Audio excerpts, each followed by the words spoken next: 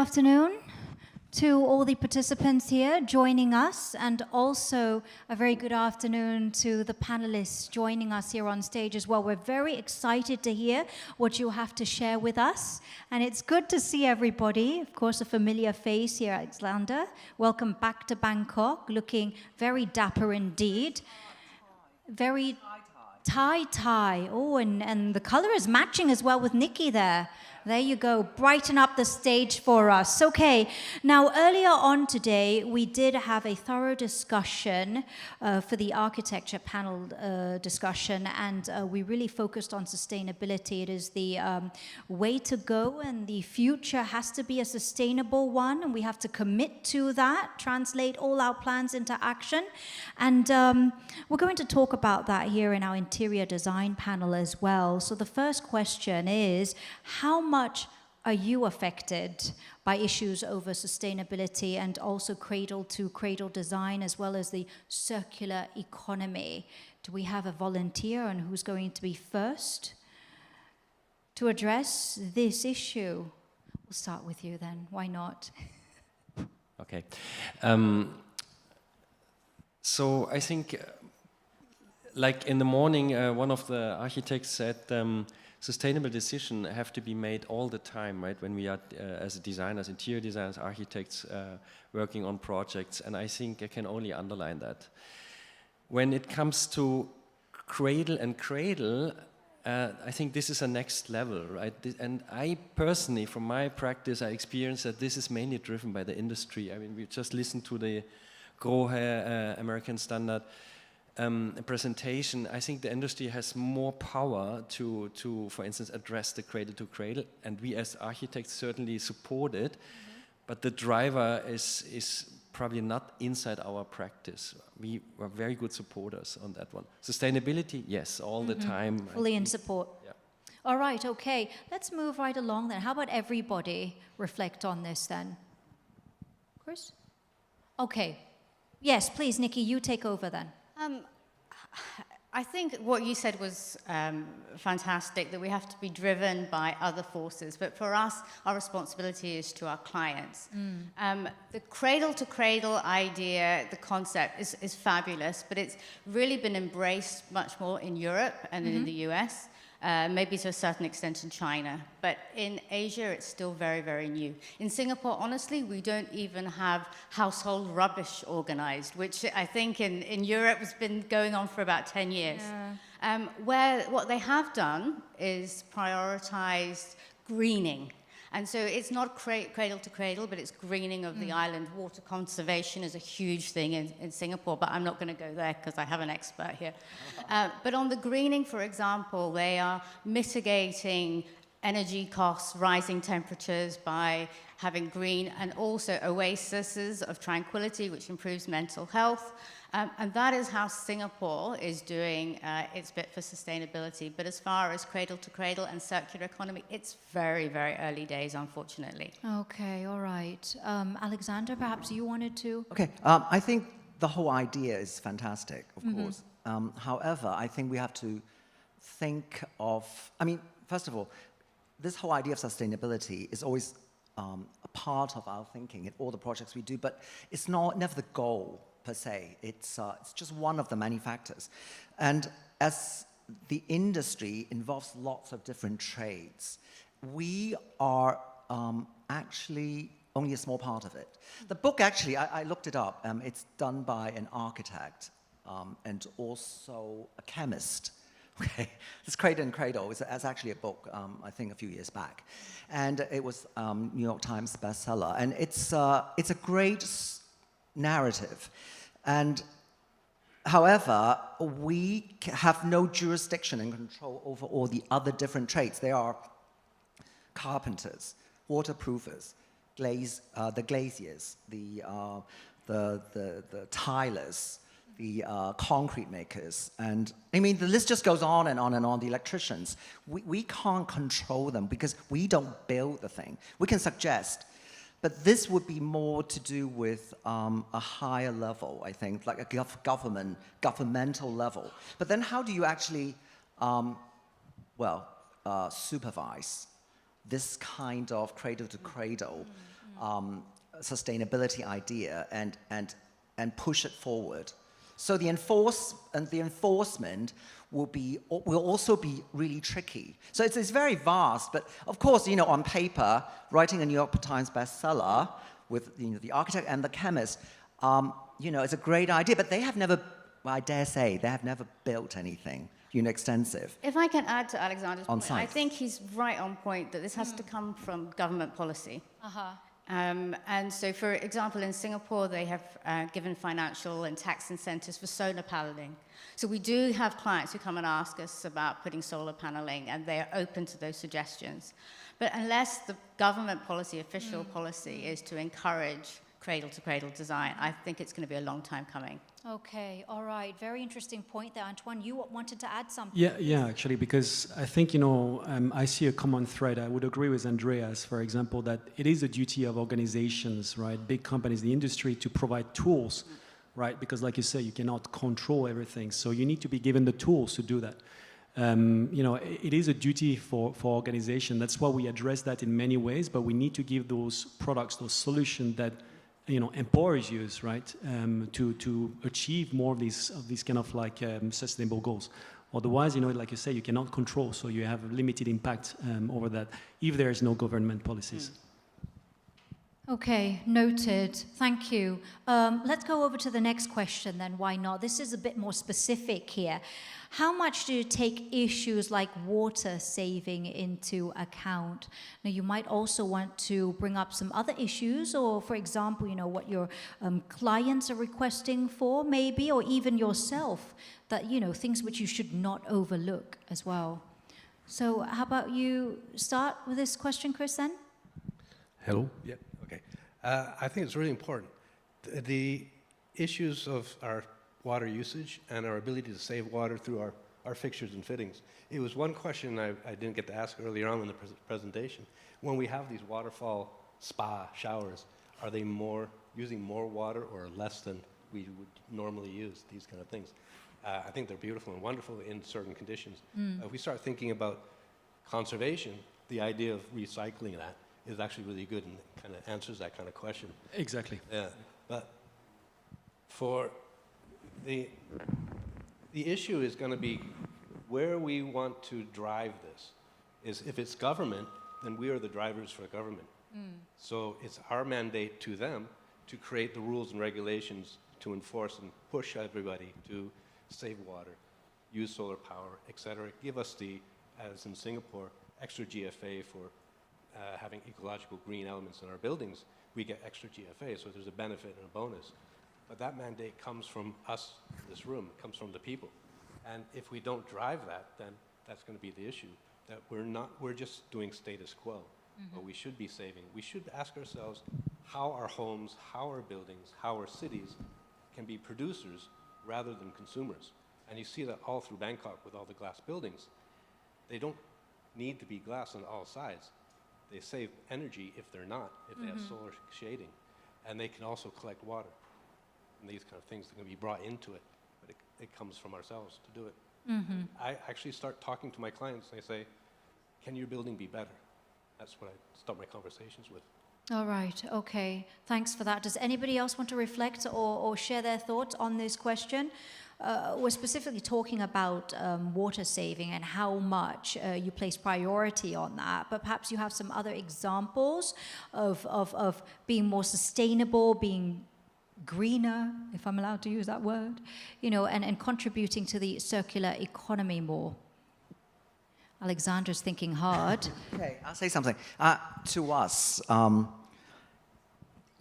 very large part of what we design, it's not just bathrooms and kitchens, of course. So there's a lot of areas where we have to deal with maintenance and cleaning. And actually, we use a lot of water cleaning, services. So if you design something which is very hard to clean, people won't clean it. So that's not conservation. That's just dangerous and in a post-COVID world. So we try to design something that's easy to clean, easy to maintain, and also hopefully you can clean it with less water rather than a lot of water. So if it's very complicated surfaces, then we have to come up with how it's going to be cleaned. We do cinemas, of course, so you maybe using ultraviolet. That would be something in the future to kill off the germs. And so there's a lot of things we can do. And in terms of water conservation, it's not just in the bathroom or the kitchen and the plants. But I mean, there are lots of societies or communities in America, especially like I think LA or in Arizona, they have gone through water consumption restrictions. So that would be a huge, a vast source of material for us to research in terms of finding out what happened and how effective everything is in terms of water conservation. So we are not an expert in this field. That's also very interesting, though, to consider designs which are easy to clean, yeah? Simple or not? Well, that's for you all to consider, yeah? But Antoine, did you want to say something? Yeah, just wanted to react on Alexander's comment. I think what Alexander was also saying here is, which is very interesting, is it's very hard to change people's behavior, right? So it's about designing things right. And this is why I was mentioning in the presentation earlier, you know, there is a way you can guide the user experience, the usage of a product, so people do have more sustainable behaviors, but even sometimes without noticing it. You know, so I think the whole idea of not being able to necessarily change the behavior, but designing it so we encourage sustainable behavior, I think it's a very interesting aspect here. All right, please, Andrea. Oh, I just wanted to add that in Singapore, water scarcity is a huge issue. And as a result, the Singapore authorities have very, very strict codes on what can be used so much. So, and I'm scared to say anything in front of Antoine because he's the expert, but in terms of flow rates, how much water a toilet flushes, even appliances like dishwashers, washing machines, these are all carefully, they have to be approved and have certain water usages. And I don't want to kind of sound like I'm just saying banging the same drum, but I think it really has to come from the government because they've done it in Singapore and it's been incredibly successful. so definitely the government should play a greater role in all of this too. Thank you. And Andreas, I think you also wanted to say something. It's a similar topic, just from the picture of Europe, for instance. Water saving is not something you need the support from the governments, right? If the government doesn't force the people to save water, then it doesn't work. In Spain, for instance, where my family lives, in summer water is restricted because of not enough water there, right? But you won't find rarely people who restrict their consumption of water. But if the government say, okay, you get water every second day or only 6 hours per day, that's the way how it works. It's a bit sad, but I think it's the only way to Or pricing. to authorize it. Yeah, if you price, if it shouldn't be a free resource. Pricing policy. That's definitely going to make them think twice about turning that tap on, huh? All right, let's move on now. The question between renovation and demolition, we touched on this in the panel discussion prior to this one. So where do you stand on this when it comes to renovation over demolition, and how can we be more environmentally conscious when it comes to demolishing? I mean, we talked earlier about it doesn't have to be 100% destruction, demolition. We can save some parts of it and reuse it, if you will. The circular economy, the cradle-to-cradle design can all be incorporated. Where do you stand on this? Who would like to start? Okay, again, I think each area is completely different, right? I just was in Dubai. In Dubai, there's nothing to preserve, right? Everything's brand new. So obviously, people there have a completely different understanding how to judge, right? Should I keep something or should I demolish? Whereas in Europe, it's the opposite almost. A lot of cities are still preserved, and we as architects at the schools, right, we learn how to deal with existing. I would say 50% of our education is dealing with existing building structure because it's considered as very valuable. And then there are other areas in between, but I think there's no yes and no, right and wrong.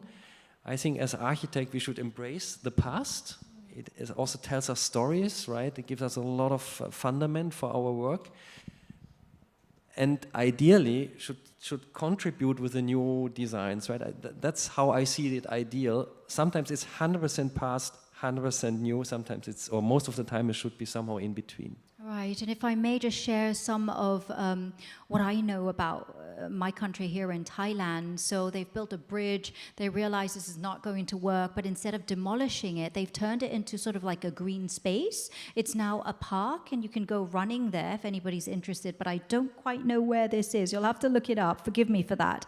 And then there's another building inside this really huge university compound over by Rangsit, and apparently they're not using that building anymore, but instead of demolishing it, they've now turned it into an experimental agricultural space. So I think that these are some, yes, a farm, Alexander, and I think these are wonderful examples too. Yeah, can I interject? And I think it's that's a great idea. I think this whole idea of pulling things down is obviously destroying the historical fabric of a city in terms of urbanism. We don't want to do that. But I think that is always a contention. I mean, it's always like people arguing, pull something down, not pull something down. But I see a bigger problem here, and that is, we talk about sustainability, but people don't talk about not only economic sustainability, but land use sustainability. And with post-COVID era we've stepped into, people are actually, I mean, a lot of the shopping malls in many parts of the world are facing obsolescence, and also a lot of office buildings, people don't go to office anymore, or they don't have to work every day at that office. They work from home half the time, and then the office space could be cut by 50%, that sort of thing. So it's obviously something very, very major happening here. So you go back and say, okay, let's turn these buildings into, from offices into something else, or into farms, or into residential, and so on and so forth. But that involves planning permission, which is town planning ordinance, OEZP, outline zoning plan for those, for everyone who's involved in that field. And you know how long it takes? I mean, 5 years, 10 years sometimes. And that is only the planning part. And then you have to change the lease, okay? And then you have to do, I mean, I've been involved because I've worked in developments. I was with a developer for a long time. And it takes forever and ever. You go to the government and it will be rejected. And of course, it involves lots of different parties. And the time takes so long and meanwhile, that building is not used. So it's totally unsustainable, because the process of the change of land use is not fast enough to keep up with the change of lifestyle and the change of societal, economic change, or revolution, shall we say, we're going through right now. I think that's a really, really big problem. And whether we tear something down or keep something, that's only a very small part of the problem. Because the building, in the end, who is going to use it? And if nobody uses it, then that's not sustainable.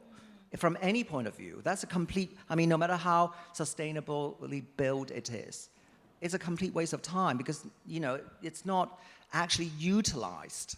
So this is a very big topic, and I think that's is on a lot of people's mind, that a lot of governments do not know that if you don't change right away, huge losses economically for the land, for the property.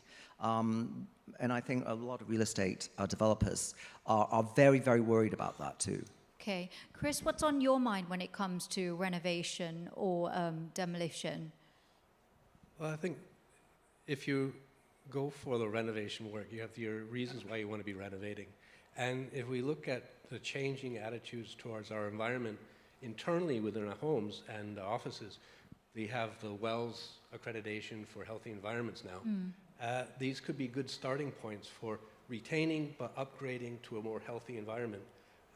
That could just be a matter of changing the fixtures and fittings a little bit, or getting a new type of paint into it. There's a group in Singapore, they're supported by the government a little bit, called Gush, and they make environmentally sustainable paints that take in the volatile air particles. So these kind of things can be looked at as a benefit to the renovation works. And then it's the fixtures and fittings that are left over, which we can bring back into the circular economies if we can recycle these in some manner or way and form that starts to have that conversation rather than wholesale demolition of the things. So it's also down to the clients what their goals are and how we can adjust that goal to be beneficial to them and also the environment and the conversations, I think. Okay, talking about clients and you, Nikki, talking about pricing, you brought that up. How do you go about managing clients' expectations, particularly because everything is rising in costs, right? Yes, everything is rising in costs, and it's obviously a problem worldwide, not just in Asia. Perhaps worse in Singapore, I would say, because not only are we facing supply constraints, which we thought would ease after borders opened up, but we haven't seen that, and then rising costs worldwide. We're also seeing our property prices and our rental prices going up, as we've seen this massive influx of people from Hong Kong and China. So, I mean, it's not unusual to see rents at the time of renewal going up 50, 60, well over 100%. So cost is probably the number one worry of our client base, which is forcing us to be more resourceful. We have to give them the best bang for their buck, so they're very worried about costs. But also the supply constraints means that as designers, we're going to have to be a lot more organized, much more efficient, order things not just gradually throughout the life cycle of a project, but have everything ordered, which means that it's much more upfront costs for the client as well. So yeah, it's a huge issue, and unfortunately, I don't have an answer. Andreas? Well, Yeah. I think there is no... yeah. Sorry, Chris, you wanted to say something, please? I understand, because I just came back from Singapore after 3 years ago, Yeah. and my rent was just Yeah, skyrocketing. exactly. We have good value here. The clients can come in. Come over here, huh? Come to Bangkok. Yes, that's right. Come over to Bangkok, because I think, isn't Singapore like the number one as the most expensive in the world at the moment? Not Yeah. Japan, not anywhere Yeah. else, but it is Singapore. So last month, the government introduced a stamp duty for foreign purchases, 60%. Ouch. Yeah, I mean, that's incredible. So nobody's happy about it. All right. So there you go.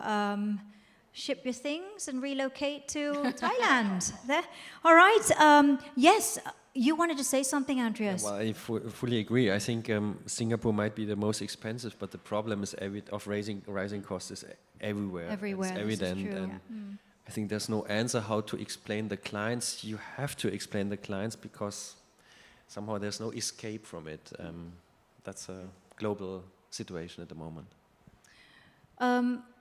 Would you like to, we'll move on to the next question then, as we do have limited time here. Let's talk about, and this is for you, Antoine, should interior design be innovative, embrace the latest trends and fashions, or do you prefer keeping it classic? All right, big question. By classic, do we mean timeless, or do we mean classic as a You type of define aesthetic? your own, you define Right, yourself. then I pick timeless, I guess, right? So something that lasts, maybe.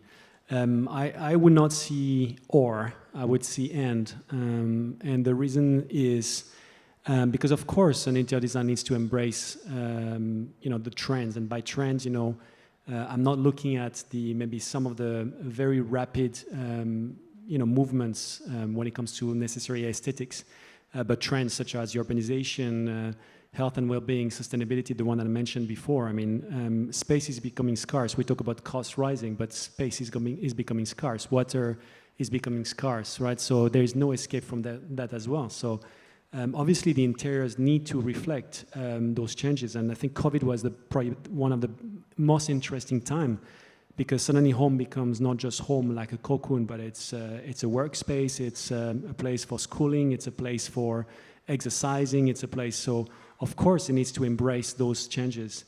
But in the same time, of course, we talk about a home, a place where people spend a lot of time, and again, COVID has also changed a little bit the way people see home.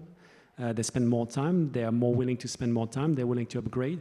And therefore, the space needs to, of course, reflect one's personality, aspiration, But in the same time, it needs to be long-lasting because we're also talking about the cost for renovation for someone. It's not like you can do it every year, right? It's not like an apparel that you can change every so often, right? But an interior needs to be long-lasting from that perspective. So I would say both. I mean, both, they need to reflect both, right? Those trends, but in the same time, be long-lasting, I would say, right? Right, Alexander, we want to hear your thoughts when it comes to innovation and following or the latest trends. Where do you stand? I think we look at things from in perspective, and also in a kind of a look back in history, for example, what happened. And I'm actually thinking about the Great Depression, that during that time, obviously, there was no money around, and it was very scarce. Resources were very scarce.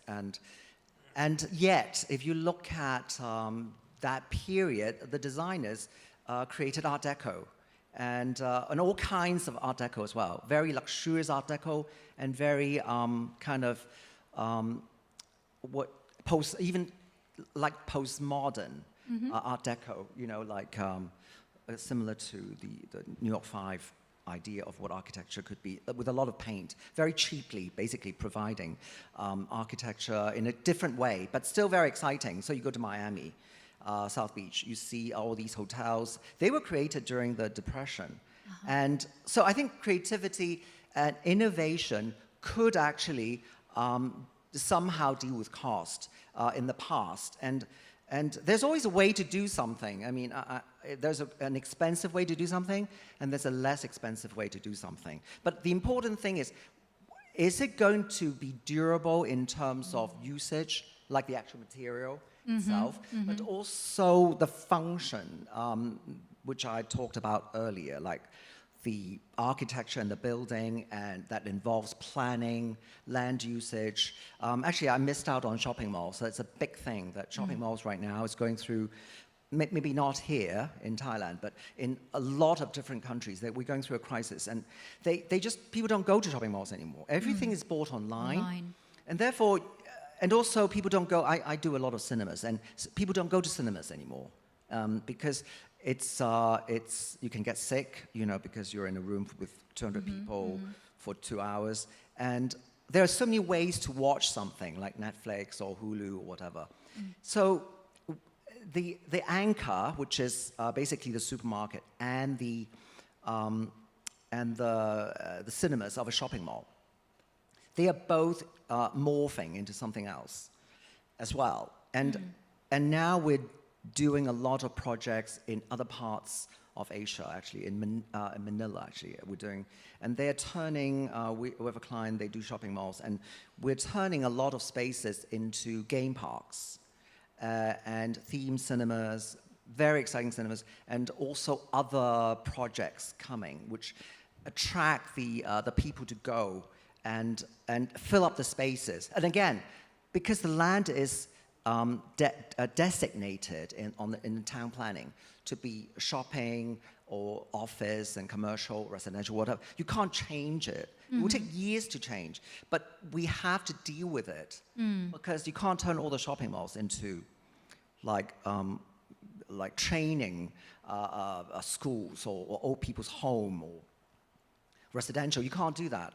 Obviously, for all kinds of reasons. All right. So I think the cost thing is again tied back to sustainability and also what I call land use sustainability. Okay, well, thank you very much for your insight there, getting a glimpse of what could possibly be obsolete and what is upcoming gaming space.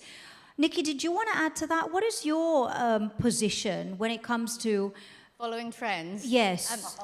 Are we going to be innovative or stick to classic? So I was at Milan as well, and there were a host of trends on view.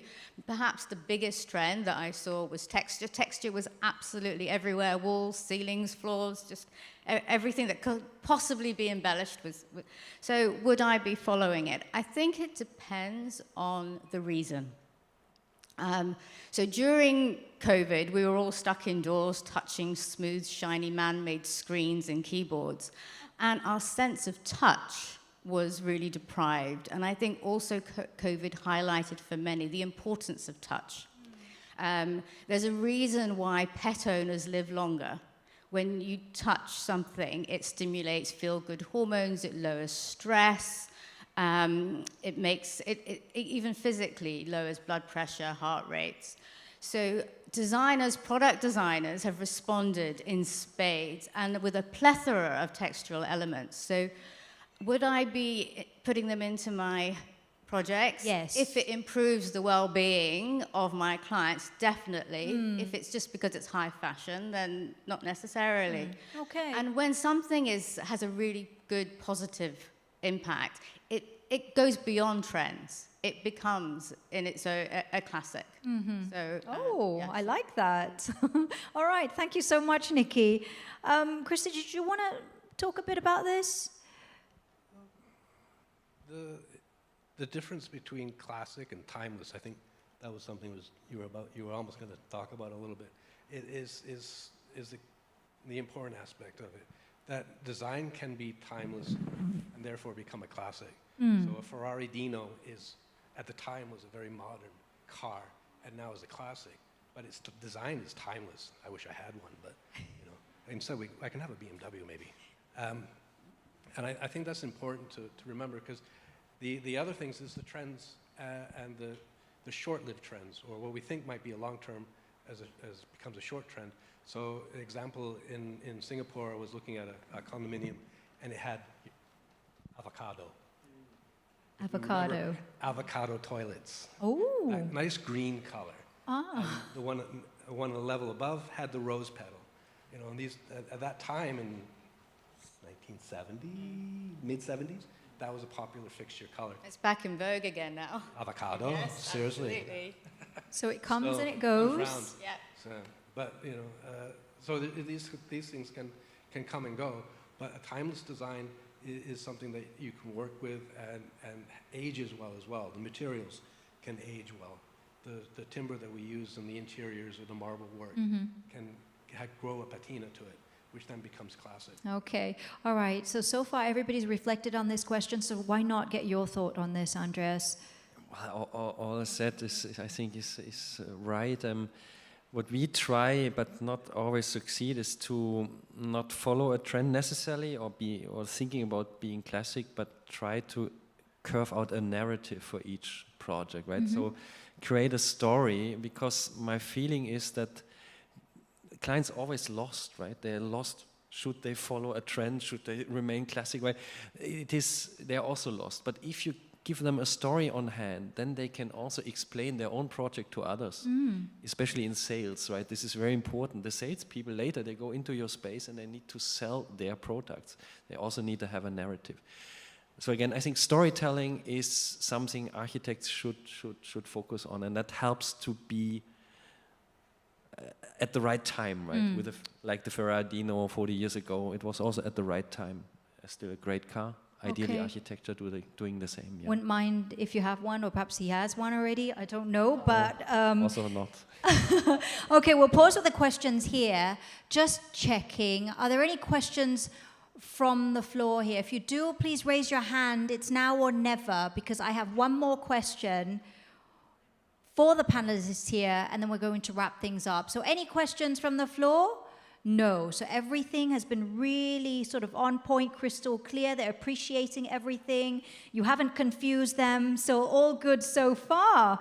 Now, the last question is, what's next in this sector? What's the next big thing? Any excitement you can tell us about? And you're all excited to answer this question. I can answer. So for me, the most exciting thing that's going on in interior design at the moment is neuroscience. Neuroscience. Yeah, I think everyone thought I'd say AI, but Yeah. I thought I would do something a bit different. So what's going on in neuroscience at the moment is absolutely groundbreaking, and I think it's going to completely change the way that the industry is regarded and even practiced. So scientists can actually map the brain, image the brain, and see in real time how our environment affects us physically by lowering heart rate, metabolic rate, mentally by boosting hormones that make us feel happier, feel more relaxed. And when we can use that science, and that's what I try to do, use that science in our projects, what the scientists can tell us. For as long as I can remember, anyone studying interior design has studied it in a college in the Faculty of Visual Arts. And I think moving forward, as we marry science and design, it's going to be as much science as it is art. And we can use these ideas of how certain colors, certain textures, certain ceiling heights can help us perform better, concentrate better, be more relaxed, be more friendly, even sexier. Ooh. You know, our environment, we're just like all animals. Our environment affects us physically and mentally. And when we can fully understand that, I think our whole industry is going to change from not just focusing on aesthetics or function, but creating spaces that make us healthier, happier, and really, I can't think of a better job than that. Very fascinating indeed. Thank you very much for sharing that with us. And that's really exciting indeed. Alexander. Yeah, I think to follow on what you said, actually, I like the idea of what Andrea said about the narrative. And I think it has to be a meaningful narrative. That's what we actually create in all the interiors that we do. And I think architecture has to do the same as well, more so than ever before. But on your point, Nikki's point about the neuroscience, that it is becoming more and more like a science. And the vanguard right now probably is AI. And I think AI will take over some of the design, or a lot of the design, and especially analyzing all the data that you talked about just now in terms of, you know, the Neuralink or coming from that sort of companies. And also, I think we are moving closer and closer into the metaverse. I mean, I know metaverse is a kind of a contentious word right now, but we're doing something right now, and it is actually an event. And it would involve real and it's basically, there will be real architecture, or interior architecture, and then the screen would mimic part of it, because you've already seen it before. You have a cognitive relationship with the 3D object, and then you see it again on screen. Then it becomes, you can relate to it very quickly, and then you can do all kinds of things on the screen. So we're stepping closer and closer to that sort of thing, which is what we call, you know, the metaverse. And I think that will be a very big part of interior, and it's going to be quite exciting, and not the way we imagine the metaverse, that it's only, you know, wearing a kind of an Oculus. It's more that there will be more screens. I think there will be less bright as well, more realistic, and even, you know, more, I don't know, I mean, the technology is probably there, but we don't know enough about what is in store. Materiality, new ways of doing things, ambient sound, lighting. I mean, there's just so many things happening at the moment, and it would all come together, and the interior would be more sophisticated and more like a car, I think. So, you know, everything is. Sorry, you want to add? Andreas, yeah, go on. No, I can go on forever. So, you know, you will be here until Christmas. No, I'd like to add one funny story about the artificial intelligence. I think all of us have already started to use ChatGPT for fun or for real, right? For written texts. We pitching for a project recently, and we needed to design a staircase, and I was really working hard and to find the right staircase, and finally came up with a spiral staircase in pale pink. And we were all in the team, we were all convinced this is the right thing, but okay. And then suddenly I got pictures on my mobile phone from a pink staircase, and I said, from one of my colleagues who is not involved in that project at all, in a different city, a different office. And I said, what are you doing? He said, and he didn't know that we have designed a pink staircase, by the way. Yeah, well, I put I know you're looking for a good staircase, you want to design for this project staircase, I put it in ChatGPT and they came up with this design. So you can imagine this is funny, but it's also somehow shocking because the discussion now started among the younger crowd in our office if maybe in the future, if too many pictures coming in the same time, we should use ChatGPT to realize the designs. We as the older ones, we are completely against it, right? So now this is something. Artificial intelligence also comes into the design, and how to deal with that. I think for me this is very interesting because I would consider me more old school as an architect, right? The way how we are working. But yeah, we have to be open now. Can I just add something very quickly? I forgot to say because I've been looking a lot at this Baudrillard book, the Simulacra and Simulations. That was done in the 80s. That when I was a student back then you know, we had to read it. But back then it was just all philosophical, you know, BS. But the fact is, the whole film, The Matrix, is based on that book. All the actors and actresses and the crew had to read that book. And I think we are moving into that world, The Matrix, and I recommend you guys all to, you know, read at least the Wikipedia of Simulacra and Simulation. And we are moving closer and closer to it. And I know that we're very negative towards it because we think that it's very dark and, you know, robotic and, you know, like just like the film itself, The Matrix, that it's very, just not nice, okay, non-humanistic. But that is the zeitgeist. We are moving into that sphere, that multiverse. And I think we need to confront that. And even as professionals, we cannot ignore that because that is part of reality and we need to deal with it in a positive way so that it wouldn't be dark, it wouldn't be ugly, and it wouldn't be constrictive. So I think that's. But it's up to you. It's up to us to add color to it, right? Yeah, of course, yeah. But perhaps it's time to to modify go it back, or augment it. Yeah. and rewatch perhaps the Matrix series and get the book. But Chris, you wanted to say something there? Is it an interior space or an exterior space? The metaverse. Sorry? Is it interior or exterior space? That I'm talking about? No, just the idea of the metaverse. How do we see it? As an interior or an exterior? Well, I don't know Or is it enough about totally above it? I don't know enough about it, but it would be both, I think. It would be, we're moving towards that direction gradually. And the possibilities are, you know, will be quite amazing. Why does it have stairs? Why does the Matrix, metaverse have stairs? It's gravityless. Well, stairs We is keep psychological meanings, not just functional meanings. Right. It comes from the cigarette. And perhaps we should opt for pale pink spiral staircases. Pale pink. Okay. That will fit in very nicely. I Yes. mean, obviously, pink is the in color for this panel discussion. But I'm going to give Antoine the final words here.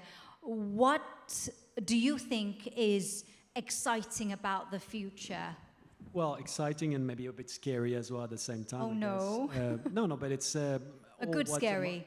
What all the panelists say at the end is technology.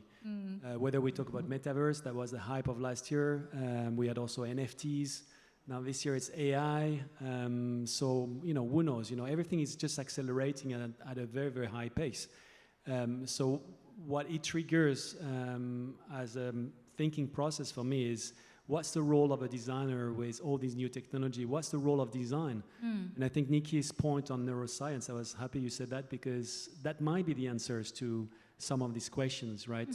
If we move to a more virtual world, if we start to get a bit disconnected because AI replaces a lot of like the things that we're doing. So, you know, what does that mean? And what can we do with design to make sure we maintain our humanity? And we go beyond that. But I hear quite often people talking about maintaining the humanity, but for me, all these new technologies are just tools. And it's how we use the tools. I mean, we've all been doing this quite a long time. We used to just sketch, and then we now use CAD. It just means it's faster and easier. We can use SketchUp and see things and turn things, and we can make sure that we refine much. So these are just other tools. Yeah, they are enablers. Yeah. They are enablers, and this is the way we need to look at it. We cannot, you know, that's why I mean it's scary and exciting because I think we just need to ask ourselves the right questions. They can be incredible enablers. You know, a lot of people are talking about how AI can help us address sustainability, So I think we just need to embrace. It's not about fighting against those things. It's more about asking yourself, you know, how are we going to live with those things, right? Because they are there, right? So. All right, and you know what, I'm so sorry, we can go on and on with our discussion, right? And I'm sure that there might be some questions from the audience here too, but I'm going to have to wrap it up for now because we do have the announcements of the awards coming up next, so stick around for that. But for the time being, please, ladies and gentlemen, join me in giving them a big round of applause in show of our thanks. Thank you so much. Antoine of Lexil Global Design Asia, Alexander of Alexander Wong Architects and Design, Andreas of NE Scale Architecture Design, and Chris from Swan and McLaren, Nikki, the lovely Nikki from Design Intervention. Thank you so much.